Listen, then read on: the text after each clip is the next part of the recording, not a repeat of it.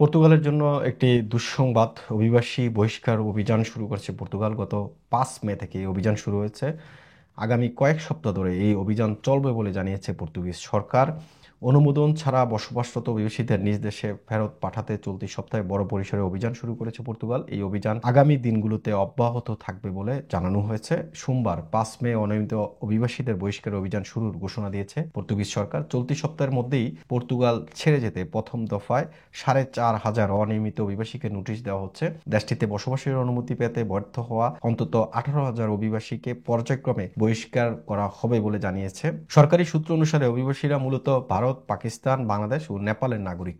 এসব অভিবাসীদের বহিষ্কার বাধ্যতামূলক হওয়ার আগে ২০ দিনের সময় দেওয়া হবে। এই সময়ের মধ্যে তারা আপিল করতে পারবেন। যারা সরকারি সিদ্ধান্ত অমান্য করবেন তাদের আদালতে নিয়ে যাওয়া হতে পারে এবং অনিয়মিত অভিবাসীদের প্রত্যাবাসনে নির্ধারিত আটক কেন্দ্রে রাখা হতে পারে। পর্তুগালে আটক কেন্দ্রগুলো সিআইটি নামে পরিচিত। বর্তমানে পর্তুগালের পোর্তুর কাছে শুধু একটি কার্যকর প্রত্যাবাসন কেন্দ্র রয়েছে, national recovery and resilience plan তহবিলের মাধ্যমে। সেখানে আরও ২টি কেন্দ্র তৈরি করা হচ্ছে, তবে ২০২৬ সালের আগে এগুলো ব্যবহার উপযোগী করা সম্ভব হবে না। এদিকে সরকার ঘোষিত পদক্ষেপটি একটি বড় বিতর্কেরও জন্ম দিয়েছে। প্রেসিডেন্ট মার্সেলো রেবেলো দি সোসা বলছেন, অভিবাসীদের ছাড়া পর্তুগিজ অর্থনীতি ভেঙে পড়বে। সরকার বিরোধী বামপন্থীরা ১৮ মে নির্ধারিত সাধারণ নির্বাচনের আগে সরকারের এমন সিদ্ধান্তকে জনহিতকর উল্লেখ করে প্রকাশ্যে নিন্দা ও অভিযোগ করেছেন। বিরোধী সমাজতান্ত্রিক নেতা পেদ্রো নুনো সান্তুস বলেছেন, পর্তুগিজ প্রধানমন্ত্রী লুইস মন্টিনিগ্রো নির্বাচনী প্রচারে অভিবাসনকে ব্যবহার করছেন যাতে সরকারের ব্যর্থতাগুলো চাপা পড়ে যায়।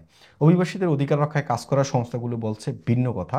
বিদেশিদের বসবাসের অনুমতি সংক্রান্ত পরিষেবা service for foreigners and borders SEF বন্ধ করে দিয়েছে সরকার। পরবর্তীতে নতুন করে agency for integration, migration and asylum IMA চালু করা হয়েছে, কিন্তু এই দুইয়ের মধ্যবর্তী সময় পর্তুগিজ কর্তৃপক্ষের দেরির কারণে অনেক বিদেশি নাগরিক দেশটিতে অনিয়মিত হয়ে পড়েছেন। ২০২৩ সালে পর্তুগালের অভিবাসীদের সংখ্যা বেড়ে গেলে জটিল এই পদক্ষেপটি নিয়েছিল সরকার। পরিসংখ্যান বলছে ২০১৭ থেকে ২০২৪ সালের মধ্যে দেশটিতে বিদেশিদের সংখ্যা ৪ গুণ বেড়েছে। সরকারি তথ্য বলছে ২০১৯ সালে সর্বাধিক সংখ্যক অভিবাসীকে বহিষ্কারের আদেশ জারি করা হয়েছিল। ওই সময় ৪,৮০০ জনকে ৪,৫০০ বিদেশিকে দেশ ছাড়ার নোটিশ দেওয়া হচ্ছে। এই যে পর্তুগালের এই খবরটি, এটি দুঃসংবাদ, কিন্তু এখানে একটি ঘটনাও আছে। কারণ পর্তুগাল চাইলেই তারা যে ডিটেনশন সেন্টারে আটকে রাখবে বা প্রত্যাবাসন কেন্দ্রে আটকে রাখবে, এই সুযোগটা কিন্তু তাদের কাছে কম। কারণ তাদের মাত্র একটি প্রত্যাবাসন কেন্দ্র রয়েছে, যেটি পোর্তুর কাছে। যদিও সরকার বলছে ২০২৬ সালের মধ্যে বা ২৬ সালের আগে তারা আরও ২টি কেন্দ্র প্রস্তুত করছে। ২৬ সালে সেটি ব্যবহার করা যাবে এবং যেই অভিবাসীদেরকে প্রত্যাহার করা হবে তাদেরকে একটি নোটিশ দেওয়া হবে। ২০ দিন তাদের হাতে সময় দেওয়া হবে। এই ২০ দিনের ভিতর তারা আপিল করতে পারবে।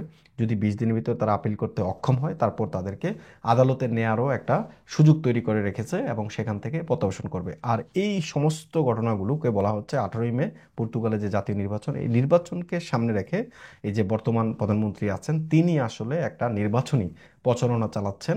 তিনি ভোটারদের মন জয় করার জন্য তিনি তার যে প্রক্রিয়া, সেই প্রক্রিয়া তিনি অবলম্বন করছেন। যদিও বামপন্থী দল, রাজনৈতিক দল, বিভিন্ন মানবাধিকার সংস্থা তারা বলছে ভিন্ন কথা। তারা বলছে যে পর্তুগালের যে অর্থনীতি, এটি অভিবাসী ছাড়া এই অর্থনীতি ভেঙে পড়বে। অভিবাসীদের দরকারই পর্তুগালে। যদিও এই সব সমীকরণ বা সব সংখ্যা মিলে যাবে ১৮ মে নির্বাচনের পর। এই যে বর্তমান সরকার, তারা সরকার গঠন করবে না অন্য কেউ আসবে, নতুন কেউ আসলে অভিবাসীদের বিষয়ে তারা কিভাবে চিন্তা করবে, সবগুলো বিষয় একসাথে চলে আসবে তখন।